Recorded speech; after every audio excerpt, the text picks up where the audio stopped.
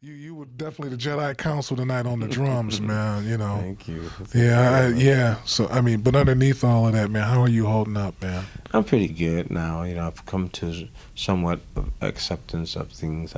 This is the reality of it. This is how it is. You have to move on and move forward. You got to carry the light of the love for the person on in your life, and the incredible memories I have of me and Mike together, and touring with him, and experiences I learned from him, and being with him.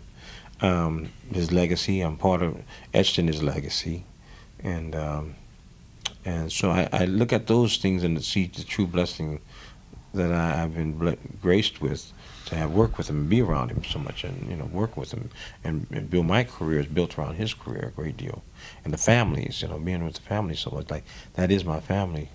So Michael's like my little brother, and I knew we're not blood, but in my heart, spirit, and soul, Jonathan, he's I my brother. believe me, I know, He's my and brother. He's my soul. really, to be honest, and I don't really talk about it too much either, but I still haven't seen the movie. I can't watch it. I cannot watch it.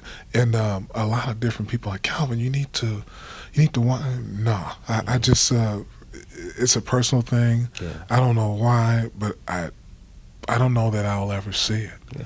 I really don't. You know, and Well, it's difficult. I watch it in bittersweet. Like I said, um, I watch it and see the life in him at the time, because all that film is why he was yet and still alive. His last days of being alive, while yet and still he had life in him. So I watch it because of that, and to be relived and be a part of that time, of the last times of his life.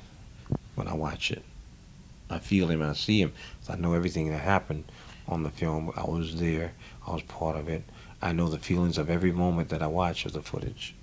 What I was thinking, what I was feeling, certain run-throughs of certain songs, and the things going through my mind, the excitement of the tour coming up. Um, so it's bittersweet, sweet in that respect. It's very sweet, and warm memories of that. And then I realized at the end of the film that that is it.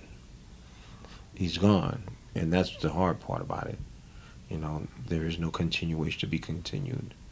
You know, um, but at the same time, I know he's been through a lot, and I know he's in a better place. I know he's at peace most of all, and nobody can harm him anymore. You know. one thing I will say, Jonathan, and we'll say goodnight. I think this is the best way to say goodnight because it's a very positive ending to where I'm going.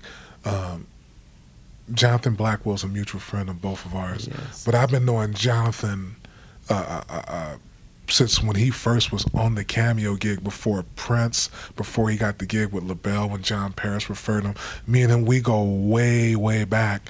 And he was living up here in Antioch, California. That's up here. Yes. And, when his daughter had unfortunately drowned in the pool, and I was, at the wake and was at the funeral, and Larry Graham was at the house and just different people and stuff. We were there kind of away from everybody. We were talking, and I was telling John at the end of the day, because Prince had basically canceled some dates, and he wasn't sure if he was going to go out, and nothing to do with me telling him is the reason why he was doing it. That's not what I'm trying to suggest. But I was telling him, I was saying, Jonathan, you can take this, and actually your plan is going to go somewhere that it could have never went before. You are already bad. You played at the University of Berkeley in Boston, you bad. But I was saying now, because of life's experience, you're going to go somewhere that I can't even really even explain. And they went to go play, I think, Rio.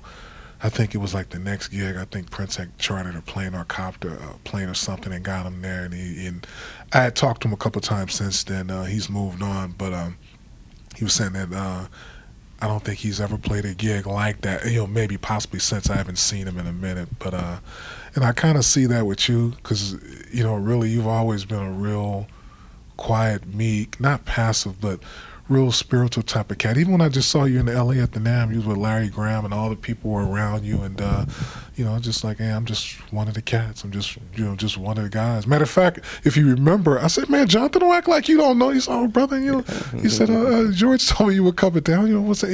You just, that's just who you are, and I would like the public to kind of take that with them, that being around the world and doing all the great things that you've done, not just Michael, but Elton John, that's a big gig.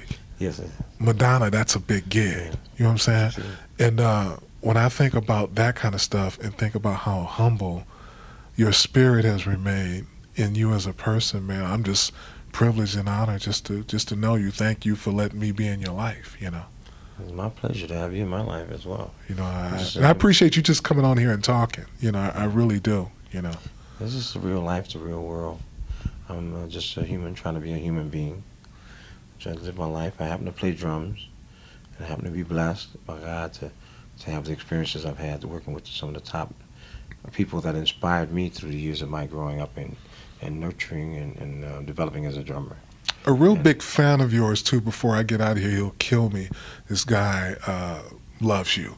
A gentleman by the name of Carlos Cote, who asks me all these questions about you, and in particular the guitar player Tommy, but you in particular. What advice would you have for a young musician like that? He's very, very serious in order for them to get to the next level, in reference to woodshedding or anything that you would like to throw out there before we say goodnight. Well, most important is woodshedding. Spending one-on-one time with you and your instrument, getting to know your instrument, and becoming one with the instrument. And that way you're better equipped that when you get an opportunity that you can have the best chance and be better prepared. Because before you play with anybody else, you got to learn how to play to yourself and learn how to control your abilities and develop your and sharpen your abilities to be able to play with any other musicians. So I would say spending time one-on-one with the instrument is the best playing that you can do. But that's the time you get to discover you. And your voice and your style and your diction, your vocabulary on the instrument. And before you can communicate with other people's diction and vocabulary on their instruments, you have to learn your own dialect on your instrument and refine it. So that's the most important thing there. Otherwise, it's about being seen and heard. Put yourself in the positions and the places that you get the most exposure, that you can go sit in with people, be around other musicians that when they hear you, they can recommend you to other artists and people. So it was about being in the right place. That's why I relocated, took that chance, moved from New Orleans to Los Angeles, because I found out that it was the hub of music. And I said, nobody's going to come through New Orleans and discover me and make me big. I have to go where it is and be right in the middle of the machine to give myself the very best chance and opportunity. So anybody successful, Donald Trump, all this, like Bill Gates, Rupert Murdoch, all of them had to take big, major risks in their life. That's why they are where they are. They've accomplished what they've accomplished, not through easy ways, but through difficult times and risk as well, major risk. So they have to step out on that thin branch, that limb, take a chance, and put themselves in a position, a scenario where it is a chance and a risk. And that's what I did by leaving New Orleans, having nothing 100% concrete, gave myself 6 months, and gave myself the opportunity to be where the industry was, in the middle of the machine, like I said. And 1 month after I was out in Los Angeles, I joined the Jacksons, Michael and the Jacksons. That risk paid off because I had faith and trust in God, who's my manager, my agent. I always felt I've never had any manager in all the things I've done. Never had a manager, an agent of this worldly sort. But I've always said that God was my manager and my agent. Jesus, my agent. So I have the best manager and agent you can ever have. So that, if you look at my resume, that is the reason why it reads as it does, because I have the greatest manager, God, and the best agent you can ever have, Jesus Christ. Brother, I will say this, and I don't say this lightly. The world of music is better for the Jonathan Moffetts of the world. Thank you for coming on. It's a pleasure of mine. God be with you, Thank you so brother. much. And thank you for teaching me. and I'll try to give it to them. For Jonathan Moffett, for myself, God bless you all. We'll see you all next week.